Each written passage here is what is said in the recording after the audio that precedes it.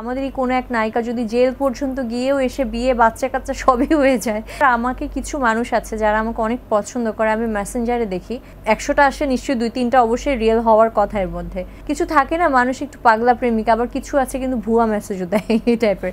আমাদেরই কোনো এক নায়িকা যদি জেল পর্যন্ত গিয়েও এসে বিয়ে বাচ্চা কাচ্চা সবই হয়ে যায়, এটা এমন একটা জায়গা। আমার দায়িত্ব নিতে আমি খুব ভয় পাই, কারণ একটা দায়িত্ব নেওয়া মানে কিন্তু আমার একটা বিয়ে মানে তো শুধু সেই পুরুষটা না, তার পুরো পরিবার।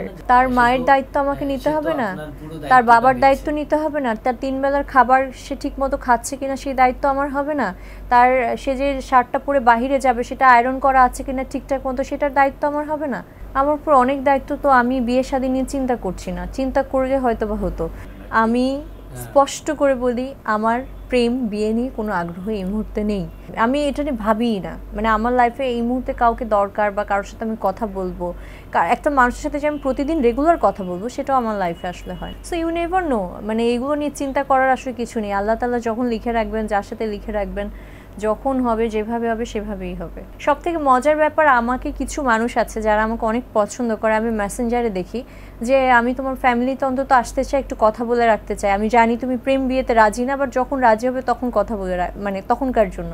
কিছু থাকে না, মানুষ একটু পাগলা প্রেমিকা, আবার কিছু আছে কিন্তু ভুয়া মেসেজও দেয় এই টাইপের। বাট 100টা আসে নিশ্চয়ই 2-3টা অবশ্যই রিয়েল হওয়ার কথা এর মধ্যে।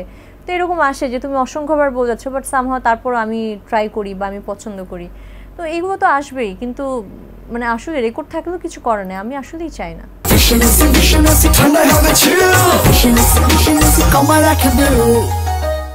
এখন আসলে কাজ কি হাতে আছে নাকি কাজ নাই? যদি মিডিয়ার কথা বলতে হয় তাহলে মিডিয়ার কথা আমি নিজেই কাজ নিতে চাচ্ছি না। এই যে এখন বললাম কত ফটোশ্যুট কথা বলছে, বাট আমি তো আসলে ভাইরাল প্রোডাক্ট না, যার জন্য এই ভাইরাল কন্টেন্টের জন্য আমার কাছে যেসব কাজ আসবে ওসব আমি করবো, মানে আমার সেটাও ইচ্ছে করছে না। কেন জানি নিজেকে হাসির পাত্র বানাতে, অন্যান্যরা যেরকম মজা পায় হাসির পাত্র হওয়ার পরেও অনেক টাকা পয়সা ইনকাম করার রাস্তা খুলে যায়, 10টা জায়গায় গিয়েও সার্কাস দেখাতে পারে, আমি নট লাইক দ্যাট। আমার পক্ষে সম্ভব না। আর সিনেমার কথা যদি বলেন, আমি যেটা এক্সপেক্ট করছি, যেটা আমি চাই, ও ধরনের স্ক্রিপ্ট আমার হাতে এই মুহূর্তে নেই, ও ধরনের কোনো প্রপোজালও এই মুহূর্তে নেই। যেসব প্রপোজাল আছে সেগুলো আমি করতে চাই না। এই ঘটনার পরে পাবলিকলি যখন যাতায়াত করেন, কোনো বিড়ম্বনার শিকার হন কিনা? আমি বাসা থেকে খুব একটা বের হই না, আমার কাজ ছাড়া আমি না, আমি সবসময় বের হই না, না আমি সবসময় বের হই না, তো যার জন্য আমি আসলে এটা ফিল করতে পারিনি। যদি আমি বের হতাম তাহলে বুঝতাম। কিন্তু সামাজিক যোগাযোগ মাধ্যমে আমি অনেক হ্যারাসমেন্টের শিকার হয়েছি। কিন্তু মানে যেহেতু আমি বাসা থেকে বের হই না, আমার নর্মাল লাইফেও আমি কখনো বের হই না। দেশের পরিস্থিতি যখন স্বাভাবিক ছিল তখন আমি কাজ ছাড়া কখনো বের হতাম না।